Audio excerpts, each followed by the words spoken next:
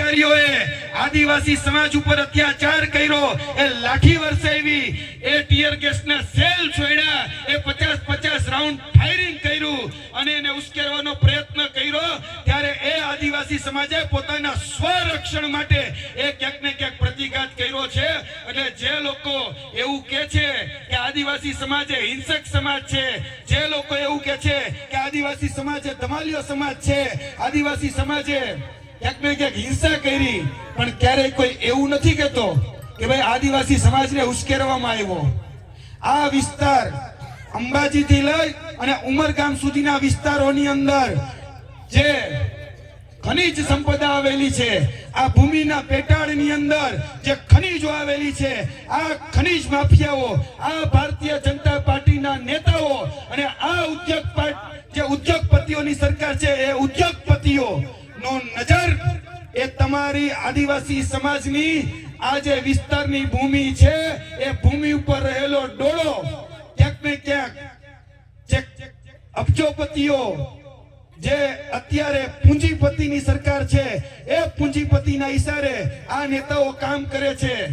અને અહીંયા પણ આજ પંચમહાલની ભૂમિ ઉપર તમે પણ એ વાતના સાક્ષી છો કે ભાઈ કોના કહી શકાય કે ટેન્કરો ચાલે છે, ખનીજ માફિયાઓ કોણ છે, અહીંના જનપ્રતિનિધિ એ ખનીજ માફિયા છે કે નહીં?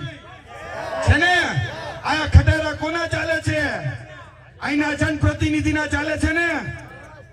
અને અહીંયા જ બહુ દૂર નથી જવું, હજી 1 વર્ષ પહેલાની જ વાત કરું કે આપણે ગુજરાતની અંદર સરકારી નોકરીનું અમે તો નાય જ નાખવાનું. કેમ? કારણ કે ગુજરાતમાં સરકારી નોકરી આપણા વિસ્તારમાંથી આપણા બાળકને કોઈને દેવી હોય તો અત્યારે ગુજરાતની અંદર 13 પુલ તૂટ્યા, 34 પેપર ફૂટ્યા, કારણ કે વગર વિચારે આપણે બધા 162 ને ચૂંટ્યા. એના પાપે અત્યારે ક્યાંક ને ક્યાંક આપણે ભોગવી રહ્યા છીએ. અત્યારે જોવા જઈએ તો આ જ બાજુમાં આવેલી પંચમહાલ ડિસ્ટ્રિક્ટ કોઓપરેટિવ બેંક એટલે કે પીડીસી, એ પીડીસી ની અંદર જો તમે નોકરી લેવા જાઓ તો પહેલી વહેલી તમારે જો ઓળખાણ વાત ચાલે, તેની સાથે સાથે બીજું જોઈ વગ અને 2 વગ, તો કે આર્થિક વગ અને એની સાથે સાથે રાજકીય વગ. જો તમારી પાસે આર્થિક વગ હોય, જો તમારી પાસે રાજકીય વગ હોય તો જ તમને આ પીડીસી ની અંદર નોકરી મળે કે નહીં? તો જ મળે ને. બાકી તમારી લાયકાત હોય, તમે ગમે એટલું ભણ્યા હોય કે તમારા બાળકો ગમે એટલું ભણ્યા હોય તો એને નોકરી ન મળે. પણ અહીંયા જે સત્તાધીશો બેઠા છે, એ સત્તાધીશોએ અમને યાદ છે 6 મહિના પહેલા કે 14 ભરતી કરવાની હતી અને 14 જે લોકોને લેવામાં આવ્યા, એક જ સમાજના એક જ લોકોને લેવામાં આવ્યા, જે એના ઓળખાણવાદના, જે એના પરિવારવાદના લોકો હતા. અમે એની સામે કૌભાંડ ઉજાગર કર્યું અને એ ભરતી પીડીસીએ રદ કરવી પડી. આ પંચમહાલની ભૂમિ એ ખૂબ પવિત્ર ભૂમિ છે. પંચમહાલનું બાળક, પંચમહાલનો યુવાન, પંચમહાલની મહિલા આજે એ પોતાના સ્વ વડે ઊભું થવા માંગે છે. પણ અહીંના જે રાજનેતાઓ છે, અહીંની જે જનપ્રતિનિધિઓ છે, એ જનપ્રતિનિધિઓ અહીંના લોકોને ફક્ત ને ફક્ત ગુલામ બનાવવા માટે જ ક્યાંક ને ક્યાંક રાજ કરી રહ્યા હોય એવું સ્પષ્ટ દેખાય છે. ખોટું બોલું છું કઈ હું કઈ?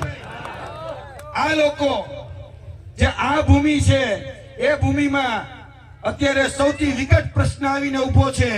કહી શકાય કે આપણા ઉત્તર ગુજરાત થી લઈ રાજસ્થાન, હરિયાણા અને છેક દિલ્હી સુધી રહેલો જે વિસ્તાર એટલે કે અરાવલી, એ અરાવલી જે છે, એ અરાવલી ઉપર હવે ઉદ્યોગપતિઓ છે, ઉદ્યોગપતિનો ડોળો ગયો છે. અને એ ઉદ્યોગપતિઓને અરાવલી પર્વતમાળાની હેઠળ જે આવેલી જે ખનીજ સંપદાઓ છે, એ અમૂલ્ય એ ખનીજ સંપદાઓ એ જોઈ છે.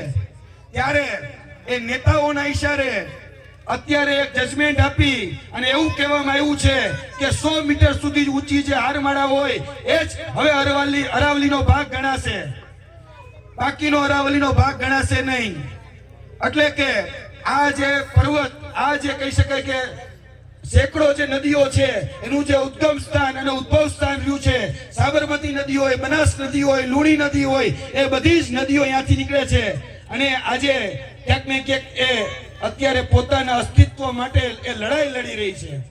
તો આપણે બધાની ફરજ છે કે આપણે આ જે હારમાળાઓ જે દેખાય છે એ હારમાળાઓ હવે બચાવવી પડશે. કારણ કે પર્વત બચશે તો યાદ રાખજો કે આપણું અસ્તિત્વ બચશે, પાણી બચશે, પાણી બચશે તો ખેતી બચશે, અને ખેતી બચશે તો આપણા બધાનું જીવન બચશે. અને વધારે વાત એ નથી કરવી, પણ આવનાર દિવસોની અંદર આ પંચમહાલની અંદર એ જિલ્લા પંચાયત, તાલુકા પંચાયત, નગરપાલિકાઓની ચૂંટણીઓ આવી રહી છે.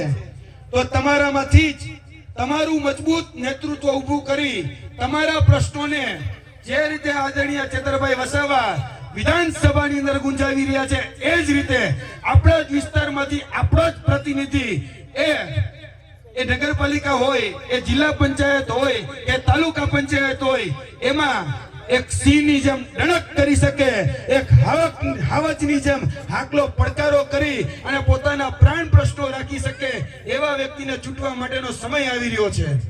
તો હવે ભૂલાય નહીં, કારણ કે આવનાર દિવસોની અંદર એ નગરપાલિકા, જિલ્લા પંચાયત, તાલુકા પંચાયતની મહત્વની ચૂંટણીઓ આવવાની છે. આ વિસ્તારના પ્રાણ પ્રશ્નોને યાદ રાખજો. આ પંચમહાલની ભૂમિ છે, અને આ પંચમહાલના વર્તમાન જે કહી શકાય, વર્તમાન જે પરિસ્થિતિ છે પંચમહાલની, એમાં 50% શિક્ષકોની ઘટ છે. આ પંચમહાલની ભૂમિ ઉપર 50% તલાટીઓની ઘટ છે. ગામમાં જાય તો તલાટી નથી, કચેરીઓમાં જાય તો ક્લાર્ક નથી. આજે ગામમાં કહી શકાય કે દવાખાના છે પણ ડાક્ટર નથી, સ્કૂલ છે પણ જર્જરિત છે, શાળામાં એ શિક્ષકો નથી. આ પંચમહાલની હાલત છે, અને આ હાલત એ તમારા જનપ્રતિનિધિ, તમારા નેતાઓ